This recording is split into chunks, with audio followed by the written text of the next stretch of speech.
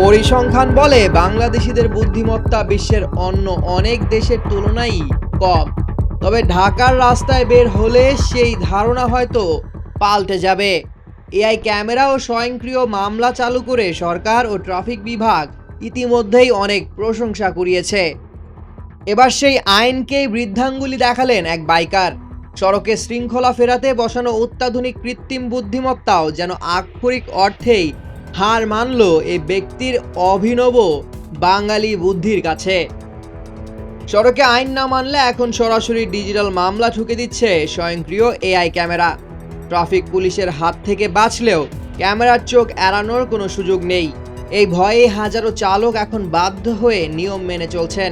কিন্তু এই নিশ্ছিদ্র নজরদারিকেই কিনা ধুলো দিল এক বাইকারের ক্ষণিকের চালাকি। সম্প্রতি নেট দুনিয়ায় ভাইরাল হওয়া একটি ভিডিওতে দেখা যায় ওই বাইকার তার মোটরসাইকেলের নম্বর প্লেটটি সুকৌশলে একটি সাদা স্টিকার দিয়ে ঢেকে রেখেছেন, যাতে এআই ক্যামেরা কোনোভাবেই গাড়ির নাম্বার শনাক্ত করে মামলা দিতে না পারে। নোভা এলইডি টিভি, ঝকঝকে ছবি, নিখুঁত শব্দ, 5 বছরের ওয়ারেন্টি। নোভা মানে সঠিক মান, নিশ্চিত সেবা। ডিজিটাল এই ফাঁকিবাজির ভিডিও ছড়াতেই নেটিজেনদের মধ্যে শুরু হয়েছে তুমুল আলোচনা ও মিশ্র প্রতিক্রিয়া।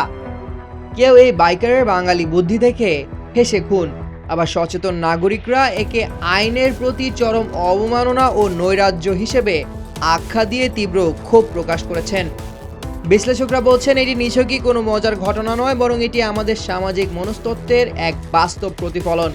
প্রযুক্তি দিয়ে হয়তো সাময়িকভাবে রাস্তা নিয়ন্ত্রণ করা যায়, কিন্তু মানুষের আইন ভাঙার মানসিকতা কি বদলানো সম্ভব? এআই ক্যামেরাকে বোকা বানিয়ে কয়েকশো টাকার জরিমানা হয়তো বাঁচানো গেল, কিন্তু এই ক্ষণিকের চালাকি কি সড়কের নিরাপত্তা নিশ্চিত করবে? এই ঘটনা প্রমাণ করে অপরাধীদের রুখতে এআই প্রযুক্তিকে শুধু উন্নত হলেই হবে না, বরং আইন ভাঙার এই মানসিকতা বদলাতে প্রশাসনকেও আরও কঠোর হতে হবে। সামিউল জয়, 21 টেলিভিশন।